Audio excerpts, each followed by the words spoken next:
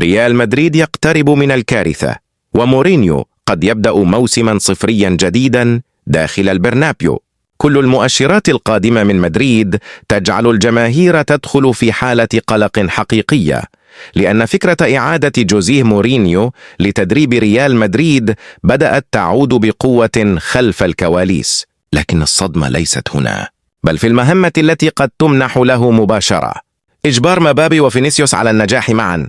وعندما تنظر للأمر تكتيكيا، تبدأ الكارثة بالظهور فورا، لأن الثنائي أصلا يلعب في نفس المركز تقريبا. كلاهما يعشق الجهة اليسرى، كلاهما يحتاج الحرية والمساحات، وكلاهما يريد أن يكون النجم الأول داخل المشروع. وهنا تبدأ المشكلة الحقيقية: كيف سيجعل مورينيو لاعبين بهذا الحجم يتنازلان لبعضهما؟